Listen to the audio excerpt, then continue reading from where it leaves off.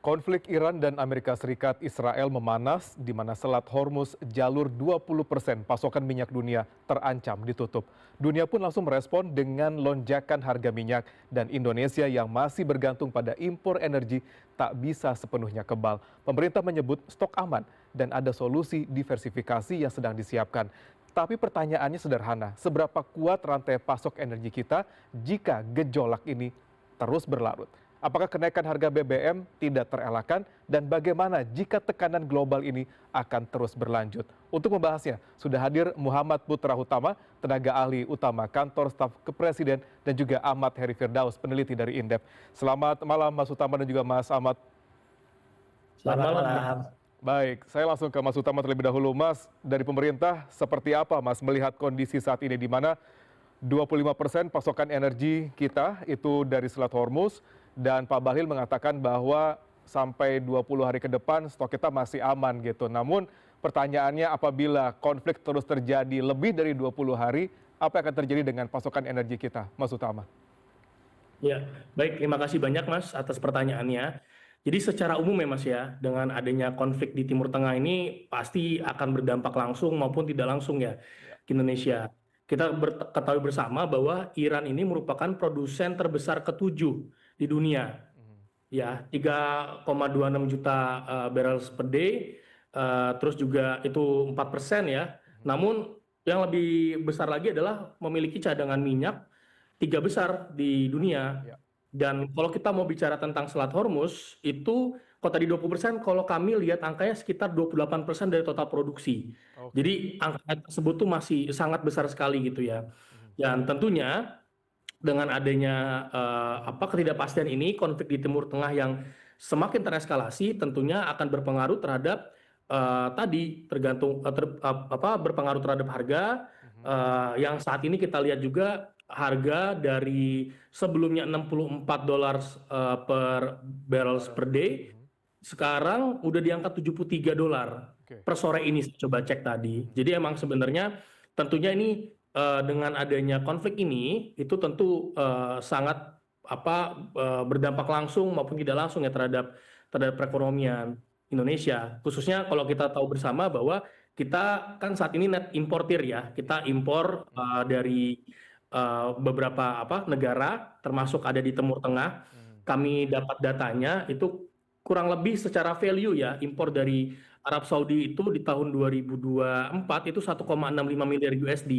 Oke. Itu tiga besar setelah Angola dan setelah Nigeria dan Angola. Oke. Tentu ketika Arab Saudi kita bergantung terhadap Arab Saudi, tentunya adalah kita juga akan kesulitan ketika Selat Hormuz ini ditutup dan akhirnya tentunya supply yang biasa kita dapat dari Arab Saudi gitu ya, itu juga terhambat. Nah, namun demikian sebenarnya kita udah diuntungkan dengan sudah adanya kesepakatan dengan Amerika Serikat di bawah Framework Agreement on Reciprocal Trade yang saat ini pun kita sebenarnya sudah melakukan komitmen gitu ya, komitmen dan memfasilitasi pemerintah memfasilitasi untuk melakukan pembelian minyak gitu ya, minyak mentah, gas maupun minyak yang udah jadi itu kurang lebih sekitar untuk minyak minyak mentah sekitar 4,5 miliar USD. Oke. Artinya kalau kita lihat di sini sebenarnya kita blessing in disguise bahwa dengan adanya konflik ini ternyata kita sudah bersepakat juga dengan US Ya. dan komitmen itu kita bisa limpahkan gitu ya untuk sementara selama ini kita biasa beli dari Arab Saudi yang juga cukup besar gitu ya, tiga besar kalau kita lihat dari Angola dan juga Nigeria, dan dengan adanya pasar produsen lainnya untuk minyak kita bisa beli dari Amerika Serikat. Baik. Dan kalau untuk produk yang sudah jadi ya bukan minyak mentah lagi yang RON 90, RON 92 dan RON 98 kalau saya tidak salah, mau dikoreksi, itu pun kita juga banyak mendapatkannya dari Asia Tenggara gitu ya, dari Singapura. Jadi sih kalau kami melihat tentunya kita tahu bersama bahwa untuk stoknya apa yang disampaikan tadi, kita tahu bersama siang sudah ada press con dari Dewan Energi Nasional bersama dengan Menteri SDM dan jajaran. Tentunya kita juga mengantisipasi, pemerintah mengantisipasi dengan apa-apa kemungkinan yang akan terjadi. Termasuk juga kita berharap agar konflik ini tidak berkepanjangan dan tidak tereskalasi sehingga akan segera dibuka Selat Hormuz. Meskipun ketika ini tereskalasi gitu ya ataupun ini durasinya lebih panjang terkait dengan konflik ini, tentunya tadi ada beberapa langkah-langkah yang disiapkan. Kita memiliki komitmen dengan Amerika Serikat untuk suplai minyak mentah, termasuk minyak jadi gitu ya. Itu juga kita bisa dapatkan dari Amerika Serikat untuk kita ganti substitutes yang yang biasa kita beli dari Arab Saudi. Baik. Meskipun tadi ya harga, kita tahu harga itu sangat pasti akan naik. Mungkin dari Mas Heri bisa bisa menyampaikan ke kita kan proyeksi-proyeksi mungkin dari Indef. Dan tentunya tadi seperti yang disampaikan oleh beberapa di nota keuangan dan RAPBN gitu ya, khususnya sensitivitas dari kenaikan $1 BOPD gitu ya untuk ICP di asumsi makro itu juga akan meningkatkan belanja negara sekitar 10,3 triliun dan juga terjadinya pelebaran defisit. Jadi defisitnya melebar 6,8 triliun. Jadi itu yang tentunya Kemenko Perekonomian, Kementerian Keuangan juga akan mengantisipasi dan mencoba untuk melakukan kalkulasi-kalkulasi bagaimana APBN kita bisa adjust dengan kondisi saat ini. Baik, Mas Heri, dari Indef melihatnya seperti apa Mas Heri? Terlepas dari kita akan bahas nanti ke depannya ketika kita ada diversifikasi pasokan dari Amerika dan juga dikatakan tadi sebelumnya ada Venezuela. Tapi kan ada ongkos harus dibayarkan di sana lebih besar di sana. Tapi sebelum kita membahas itu semua, Mas Heri dari Indef melihatnya seperti apa? Apabila memang terjadi eskalasi yang meningkat di Timur Tengah, Selat Hormuz akhirnya ditutup secara permanen sehingga mobilisasi ataupun distribusi minyak mentah juga semuanya terhambat. Bagaimana melihat kejadian ke depan ini, Mas Heri? Karena dikatakan tadi juga Dubes Iran mengatakan tidak ada opsi negosiasi dengan Amerika Serikat, Mas Heri. Ya. Jadi minyak mentah ya yang melalui Selat Hormuz itu yang kita import itu kan porsinya sekitar 20-20% ya menurut dari ESDM. Nah, sisanya itu ada yang dari Afrika, dari Amerika Serikat. Nah, jadi sebenarnya pemerintah ini perlu men-switch gitu yang tadinya berasal dari Timur Tengah. Nah, sekarang bagaimana yang 20% ini dialihkan dari negara-negara lain. Nah, kita sudah baru kesepakatan dengan Amerika Serikat. Nanti apakah bisa ditambah atau dari negara-negara Afrika. Kalau impor BBM yang minyak jadi itu kan kita rata-rata ya dari Asia Tenggara gitu ya, dari Singapura misalnya. Nah ini yang terganggu minyak mentah aja gitu kan secara umum gitu. Nah artinya ya kita harus men-switch dari mana nih 25%. Nah konsekuensinya yang kedua adalah adanya perbedaan biaya. Tentu saja jalurnya beda, biayanya beda, operationnya beda. Kemudian juga premi asuransinya mungkin bisa berbeda. Nah ini ada implikasi ke arah sana yang harus diperhitungkan juga. Baik, kalau melihat kondisi saat ini dengan oil pricing yang semakin meningkat gitu ya, dengan ongkos yang mungkin akan berubah di sana, apakah itu akan semakin menekan APBN kita, Mas Heri, melihat kondisi tersebut meskipun kita sudah ada diversifikasi minyak misalnya ke Amerika Serikat ataupun dengan ke wilayah Afrika, Mas Heri? Ya, jadi tadi seperti yang sudah disampaikan Mas Putra ya, bahwa ada pengaruh terhadap APBN itu pasti. Biaya importnya meningkat, biaya import meningkat itu bukan hanya saja berasal dari kenaikan harga minyaknya itu sendiri, tetapi adanya mungkin kenaikan biaya-biaya logistik seperti itu. Nah, kenaikan biaya logistik ini juga di-cover, diperhitungkan, sehingga nanti dampaknya itu bagaimana terhadap perekonomian dalam negeri. Karena minyak mentah ini kan ya salah satu bahan baku utama ya dalam sebuah proses, katakanlah di sektor industri. Nah, nanti ini dampak yang akan ditimbulkan ke sektor industri, ini juga harus diperhitungkan dampaknya seperti apa, inflasi gitu ya, kemudian juga pengaruhnya terhadap konsumsi rumah tangga, hingga ke pertumbuhan ekonomi. Nah, jadi memang adanya perubahan-perubahan perilaku daripada logistik ini ya yang tadinya Selat Hormuz kan nilai efisien dalam melakukan jalur perdagangan tradisional. Nah, maka harus berbelok nih, tidak lagi lewat situ. Nah, tentu ada konsekuensi biaya logistik yang meningkat seperti itu. Ada efek sistemik yang akan terjadi ketika harga minyak terus merangkak naik di tengah eskalasi Timur Tengah yang semakin memanas. Namun sebelum kita melanjutkan dialog kita, Mas Utama dan juga Mas Heri, kita akan breaking news dulu sebentar saja. Baik, kita terus melanjutkan dialog. Saya mungkin langsung Mas Utama. Ini kan tadi dikatakan bahwa eskalasi, kita sama-sama tidak menginginkan adanya eskalasi yang semakin meningkat gitu. Tapi kalau melihat kondisi saat ini di mana Iran menutup opsi negosiasi dengan Amerika Serikat, bahkan meminta bantuan negosiasi Islam untuk mendukung mereka. Sepertinya juga Amerika Serikat sudah menyiapkan kapal tempur yang ketiga gitu. Nah, Anda melihat apakah nanti akan tembus hingga $100 per barel nih Mas Utama, dan apabila terjadi hal tersebut, kalau tadi Bu Mari Elkem mengatakan bahwa apabila naik $1 saja itu akan 6,8 triliun yang akan menggerus APBN kita. Gimana Mas?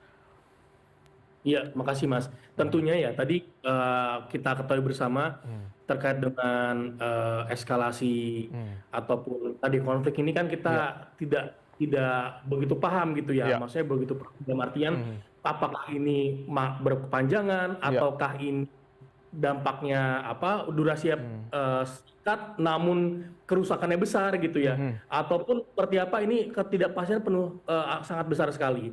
Tentunya tadi pertanyaannya sangat bagus, ketika ini nantinya harga akan tinggi gitu ya, akan mungkin sampai ke level 100 per BOP barrels per day, itu tentunya ya akan berpengaruh terhadap APBN kita. Tadi disebut bahwa ada namanya sensitivitas dalam APBN. Jadi ada beberapa asumsi-asumsi makro, Mas Rudi, terkait dengan nilai tukar dan lain-lain, termasuk juga dari harga minyak gitu ya, ICP.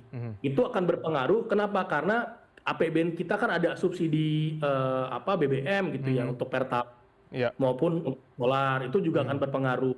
Tentunya itu juga sudah saya sampaikan tadi, bahwa kenaikan $1 per BOPD itu akan Mas sebesar Utama, belanja negara. mohon maaf, kita kembali lagi Mas membahas terkait dengan kondisi saat ini. Tadi kita masih ingin mendengarkan statement dari ataupun juga pernyataan ataupun juga komentar dari Mas Utama terkait dengan apabila eskalasi Timur Tengah, Iran, Amerika dan Israel terus meningkat, dan bagaimana nanti ke depannya terkait dengan harga minyak dunia ini, apakah mampu menembus $100 per barel, dan seberapa besar tekanannya ke APBN, dan apakah harga BBM dalam negeri kita juga tidak terelakkan akan naik nih Mas apabila hal tersebut terjadi. Silakan Mas Utama. Iya, tentunya tadi yang saya sudah sampaikan bahwa dengan adanya konflik ini, tentunya kalau tadi kita bilang terkait supply, sebenarnya supply kita bisa ada beberapa opsi lainnya gitu ya. Termasuk kita sudah ada kerjasama dalam kerangka agreement on reciprocal trade, yang dimana kita akan juga mendapatkan gitu ya, dapat beli dari Amerika Serikat. Meskipun pasti harga acuannya harga dunia. Harga acuan dunia tentunya dengan adanya penurunan supply gitu ya, ada terhambatnya proses distribusi, itu akan menaikkan harga dari harga minyak mentah, harga acuan minyak mentahnya. Nah, tentunya mungkin ada beberapa, bisa jadi ya, ada beberapa, kami mengetahui juga ada beberapa yang melakukan analisa beberapa skenario gitu. Skenario ketika ini berlangsung lama namun tidak terlalu besar dampaknya, lalu ada yang durasinya sebentar tapi dampak kerusakannya sangat besar gitu ya. Ada juga yang ada beberapa skenario. Tentunya kalau kita bicara bahwa ada kenaikan mungkin ketika bisa sampai, kita tidak berharap itu ya, tidak berharap sampai 100. Saat ini pun masih di angka 73 dolar per BD. Waktu konflik Venezuela pun sebenarnya sempat naik sedikit, lalu malah turun gitu ya, sempat turun di angka $64 barrel per day. Ini kami berharap pun ketika nantinya ya, secara hitungan dalam skema sensitivitas di dalam RAPBN itu disampaikan bahwa RAPBN 2026 ketika ada kenaikan $1 barrel per day, per barrel, ketika ada kenaikan $1 per barrel, itu akan menyebabkan tadi meningkatnya belanja negara sekitar 10,3 triliun dan ada terjadi pelebaran defisit 6,8 triliun. Tentunya tadi kalau misalkan kita sampai 100 gitu kan, artinya ada 30 atau sekitar 30 ya dari asumsi makro 70 sampai 80 gitu ya. Dolar per barrel. Tentunya ketika naik ke $30 per barrel, ya kita bisa kalikan saja dengan 10,3 triliun belanja negara dengan maupun juga pelebaran defisit negara, defisit dari anggaran sebesar. Mas Utama, berarti bisa dikatakan kenaikan harga BBM itu tidak terelakkan lagi, Mas, dan juga pasti akan sangat mengerus porsi subsidi bahan bakar minyak di dalam negeri gitu ya. Eh, Nah, tentunya ya, itu pasti sedang ya, dilakukan kalkulasi ya, ya, Mas, dengan skenario. hmm, Kita mungkin kalau bisa jangan berandai-andai, karena ya, kadang-kadang kalau kita berandai-andai malah hmm, terjadi seperti itu. hmm, Kita berharap apa yang terjadi saat ini hmm, tentunya bisa diantisipasi dengan beberapa langkah-langkah gitu ya. hmm, Tadi langkah-langkah yang sudah dilakukan adalah kita juga melakukan diversifikasi, ya, tentunya mengambil minyak, hmm, gak hanya dari Arab Saudi gitu ya, ya, kita juga dari Amerika Serikat, meskipun tadi ada beberapa cost transport cost dan biaya premi dari hmm, asuransinya, hmm, dan kita sebenarnya juga mengambil dari Angola dan juga Nigeria. Nah, ya, itu juga kita bisa lihatkan di Angola dan Nigeria. baik, Terkait hal tersebut ya, hmm, apakah skenario dan lain-lain itu kita juga Kemenko Perekonomian, Kementerian hmm, Keuangan, saya yakini juga sedang menyiapkan langkah-langkah gitu ya, hmm, termasuk antisipasi, karena kita tahu dampak hmm, dominonya gitu ya, ketika hmm, ada kenaikan harga BBM yang saat hmm, ini ya, disubsidi oleh pemerintah, baik itu solar maupun hmm, pertalite, itu pasti akan berpengaruh juga ke biaya logistik. ya, Biaya logistik ini akan berpengaruh juga terhadap kenaikan harga. Nah, itu ya, yang akan diantisipasi tentunya. baik, Tentunya langkah pemerintah adalah tadi melakukan kalkulasi dengan baik, hmm, seperti apa langkah diambil. hmm, Ketika ada kebijakan yang diambil dan ada implikasinya, hmm, tentunya itu dilakukan langkah-langkah, misalkan ya, melakukan bantalan sosial terhadap masyarakat ya, dengan kategori atau miskin gitu ya. baik, Itu juga beberapa hal, meskipun tadi saya berharap kita tidak mencapai harga yang tinggi itu, ya. kita jangan berandai-andai, meskipun ada kemungkinan pemerintah juga melakukan kalkulasi dengan baik. Oke, sejumlah relaksasi, bantalan juga strategi disiapkan oleh pemerintah terkait dengan kondisi yang terjadi secara global ini. Eh, Berbicara mengenai masalah diversifikasi suplai minyak yang kita akan coba cari gitu dengan Amerika Serikat dan mungkin dengan Venezuela gitu. Dengan Amerika sendiri dengan adanya tarif resiprokal kemarin, Mas Utama, ini kan kita dalam masa negosiasi masih ya Mas ya gitu ya di ART ini sendiri gitu. Apakah kita bisa mempercepat masa tersebut sehingga akhirnya kita bisa secepatnya juga mencari bantalan ke Amerika Serikat terkait dengan suplai minyak ini ke depannya, Mas Utama? Ya, jadi Hmm, terkait dengan tahap negosiasi, hmm, ya kami ketahui hmm, bahwa tentunya dengan kami hmm, berkoordinasi juga dengan Deputi hmm, Ekonomi, hmm, Kerjasama Ekonomi dan Investasi hmm, Kementerian Koordinator Bidang Perekonomian, saat ini melakukan proses yang namanya proses ratifikasi. hmm, Jadi melakukan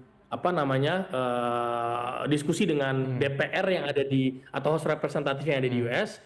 Tentunya pemerintah Indonesia juga melakukan proses sertifikasi dengan anggota DPR gitu ya, hmm, dengan DPR Dewan Perwakilan Rakyat yang ada di Indonesia. Tentunya seperti itu. Prosesnya baik, seperti itu. Dan tentunya ya tadi juga hmm, kan saat ini balik lagi ketidakpastian ini lagi hmm, sangat tinggi ini, di mana keputusan Supreme Court juga memutuskan bahwa tarif resiprokal iya, yang dilakukan oleh Presiden hmm, Donald Trump itu juga hmm, dilakukan oleh Trump, meskipun di saat itu bersamaan juga beliau iya, mengumumkan untuk mengenakan tarif baru sekitar 10% dan akan dikenakan tambahan akan dinaikkan gitu ya sekitar 15%. 5%, baik, Tentunya ini ya, langkah-langkah diskusi ya, juga terus dilakukan gitu ya. ya, baik.